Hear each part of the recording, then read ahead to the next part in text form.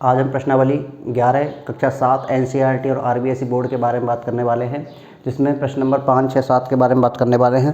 प्रश्न नंबर 1, 2, 3, 4 का हम पहले ही अध्ययन कर चुके हैं। इस बार देखिए हम बात करते हैं इसके अंदर पेरीमीटर और एरिया, इसका मतलब परिमाप और क्षेत्रफल के बारे में बताया गया है। तो हम प्रश्न नंबर पहला पढ़ते हैं। देखिए, एक आयताकार शीट का परिमाप 100 सेंटीमीटर है और इसकी लंबाई 35 सेंटीमीटर है। तो इसकी चौड़ाई तथा क्षेत्रफल ज्ञात करना है हमको। तो आप जानते हैं क्षेत्रफल ज्ञात करने के लिए हमको देखो लंबाई भी चाहिए और चौड़ाई भी चाहिए, लेकिन हमारे पास सिर्फ लंबाई दी हुई है, हमारे पास चौड़ाई नहीं है। तो इसके लिए हमको सर्वप्रथम इसकी चौड़ाई ज्ञात करनी पड़ेगी। तो देखिए, इसके सॉल्यूशन के लिए देखते हैं हम। सर्वप्रथम देखो, हम बात करें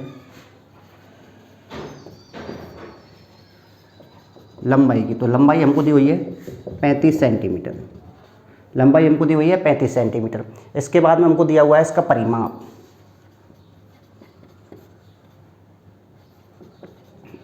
शीट का परिमाप या आयत का परिमाप एक ही बात हुई, वो दिया हुआ है हमको 100 सेंटीमीटर। हमें निकालनी है इसकी सबसे पहले चौड़ाई। तो आयत के परिमाप की बात करें हम, पेरीमीटर ऑफ रेक्टेंगल, तो इसका फॉर्मूला होता है 2 × L+B, दैट मीन्स 2 गुना लंबाई प्लस चौड़ाई। तो इसकी हम बात करें तो इसका अगर फॉर्मूला लगाएं हम 2 × L+B, इसका मतलब लंबाई प्लस चौड़ाई, तो ये होता है हमारा 100। दिया हुआ है प्रश्न में, प्रश्नानुसार हमने जमा दिया है। अब देखिए लंबाई कितनी है हमारी 35 सेंटीमीटर, उसके बाद चौड़ाई कितनी है हमारी, चौड़ाई हमारे पास नहीं है। तो चौड़ाई को आप x भी मान सकते हैं, चौड़ाई को आप b भी मान सकते हैं, और मैं डायरेक्ट चौड़ाई को चौड़ाई भी लिख सकता हूँ। उसके बाद कितनी हो गई चौड़ाई 100। अब देखिए, हम इस कैलकुलेशन को सॉल्व करना तो दो तरीके से इसको सॉल्व किया जा सकता है। जैसे कि अब ये जो ब्रैकेट के साथ है, ये कोष्टक के साथ ये 2 है, पूरा मल्टीप्लाई है, तो इसको मैं उधर डिवाइड में भी भेज सकता हूँ, उधर मैं उसको भाग में भेज सकता हूँ। और दूसरी चीज़, इसको इसके अंदर मल्टीप्लाई भी किया जा सकता है, तो मैं इसको उधर पक्षांतरण कर देता हूँ। तो पक्षांतरण करने के बाद देखिएगा आप 35 प्लस चौड़ाई = हो जाएगा 100/2। ये हो गया। अब इसको सॉल्व करते हैं।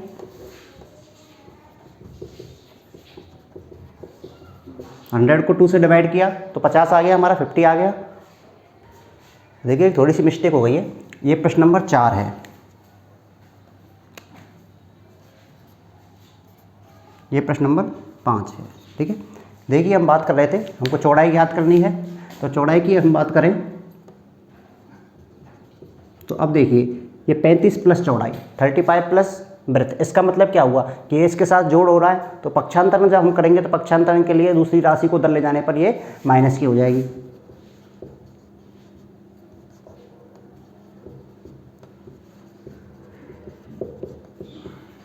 पंद्रह सेंटीमीटर। तो इसकी चौड़ाई कितनी आ चुकी है 15 सेंटीमीटर। दूसरी चीज़ हमको क्या ज्ञात करनी है, क्षेत्रफल। तो क्षेत्रफल का हम फॉर्मूला लगाएं तो क्षेत्रफल का फॉर्मूला होता है लंबाई गुना चौड़ाई, इसका मतलब लेंथ मल्टीप्लाई ब्रेथ, L गुना B। तो देखिए लंबाई हमारे पास कितनी थी 35, चौड़ाई हमारे पास कितनी आ चुकी है, आपकी बार 15। जब इन दोनों को आप मल्टीप्लाई करते हैं, इन दोनों को मल्टीप्लाई करते हैं, देखिए 15 की टेबल बोलते हैं 5 बार, 15 की टेबल बोलते हैं 5 बार। तो 15 × 5 = 75, हासिल बच गया 7, 15 × 3 = 45, 45 और 7 कितना हो जाता है हमारा 52। तो ये हमारा आ गया सेंटीमीटर स्क्वायर। तो हमेशा ध्यान रखना, क्षेत्रफल होगा तो वो आएगा हमेशा वर्ग सेमी, सेंटीमीटर स्क्वायर, वर्ग मीटर या मीटर स्क्वायर में। लंबाई चौड़ाई परिमाप ये सारे किस में चलेंगे हमारे, मात्र सेंटीमीटर मीटर जो भी है, इसमें स्क्वायर नहीं लगेगा। इसके बाद देखिए प्रश्न नंबर 2। तो प्रश्न नंबर 2 को पढ़िए। एक वर्गाकार पार्क का क्षेत्रफल जो है वो किसके बराबर है, आयत के पार्क के बराबर है। और वर्गाकार पार्क की भुजा दी हुई है हमको, और आयताकार पार्क की भी लंबाई हमको दी हुई है। अब पूछा है हमसे आयताकार पार्क की चौड़ाई। तो देखिए अब इनकी दी हुई है, इसमें एक चीज़ देखिए, इन दोनों का क्षेत्रफल हम ये दोनों को बराबर दिया हुआ है, हमको क्षेत्रफल बराबर दिया हुआ है। जैसा प्रश्न में बिल्कुल क्लियर है कि हमारे पास क्षेत्रफल बराबर है, तो हम यहीं से प्रश्न को लेकर करते हैं। सबसे पहले आप लिख सकते हो कि वर्गाकार पार्क की भुजा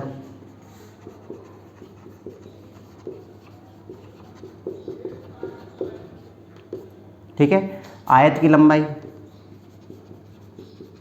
आयताकार पार्क की लंबाई या आयत की लंबाई कितनी है 90 मीटर।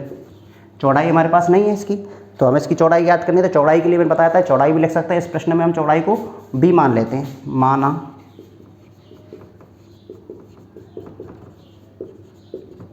आयत की चौड़ाई बराबर b मीटर। सारी यूनिट एक ही यूनिट में होनी चाहिए, या तो मीटर होना चाहिए सबका या सेंटीमीटर होना चाहिए, ठीक है। अब हो गया, अब हमको निकालना है दोनों के पार्कों के क्षेत्रफल हमारे लिए बराबर दिए हुए हैं। तो देखिए मैं इसको ऐसे लिख सकता हूँ, वर्गाकार पार्क का क्षेत्रफल बराबर आयताकार पार्क का क्षेत्रफल। तो मैं उसको पहले लिख लेता हूँ, प्रश्नानुसार आयताकार पार्क का क्षेत्रफल इज इक्वल टू वर्गाकार पार्क का क्षेत्रफल। हमने अपनी तरफ से कुछ नहीं किया है, सिर्फ प्रश्न में जो दिया हुआ है वही लिखा हुआ है। अब देखिए आयताकार पार्क का क्षेत्रफल का अगर हम फॉर्मूला लगाएं तो क्या होता है, L गुना बी लिख दूं या मैं लंबाई गुना चौड़ाई लिख दूं। चलो मैं इसको लंबाई गुना चौड़ाई ही लिख देता हूं। उसके बाद देखिए वर्गाकार पार्क का क्षेत्रफल क्या होता है, भुजा का स्क्वायर, साइड का स्क्वायर, या फिर मैं इसको भुजा गुना भुजा बोल सकता हूँ। तो देखिए लंबाई कितनी है आयत की, 90 मीटर। चौड़ाई कितनी है इसकी, हमने b मानी थी, इसको लिख दिया हमने b। और इसकी भुजा कितनी है वर्गाकार पार्क की, 60 मीटर। हो गया। अब हम इसको मल्टीप्लाई करते हैं, 90 multiply b is equal to, ये कितना हो गया, 6 का स्क्वायर कितना होता है 36, 6 का स्क्वायर 36, और ये डबल जीरो आ गई, ठीक है। अब हमको b फाइंड आउट करना है, b निकालना है। तो b के निकालने के लिए देखिए ये 90 से क्या हो रहा है, मल्टीप्लाई हो रहा है, ये 90 से गुना हो रहा है। तो 90 से अगर ये गुना हो रहा है तो इसको उधर ले जाने के बाद क्या होगा, इसका पक्षांतरण जब हम करेंगे तो ये गुना होने के पश्चात उधर वाली राशि क्या हो जाएगी, डिवाइड में हो जाएगी। तो 360 अपॉन 90।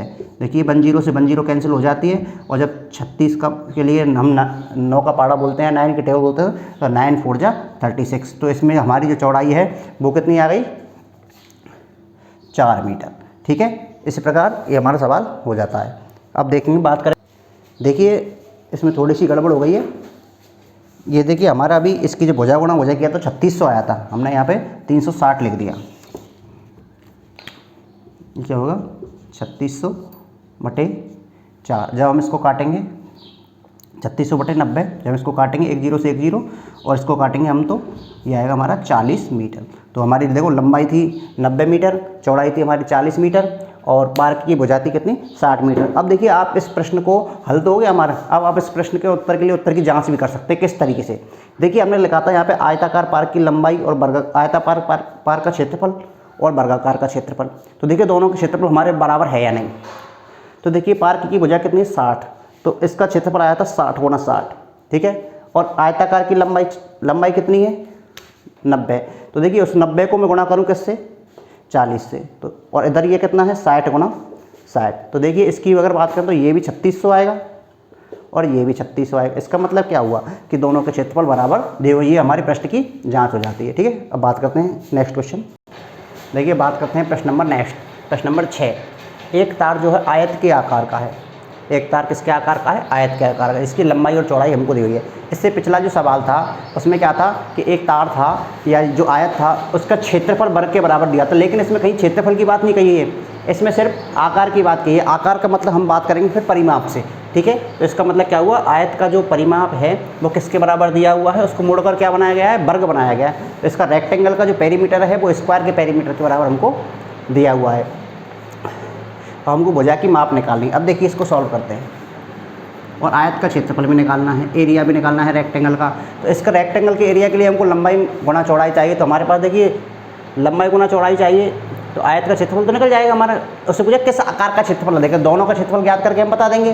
तो देखिए पहली बात करते हैं हम। देखिए आयत की लंबाई दी हुई है,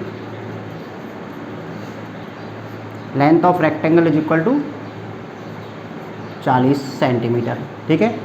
इसकी चौड़ाई दी हुई है बराबर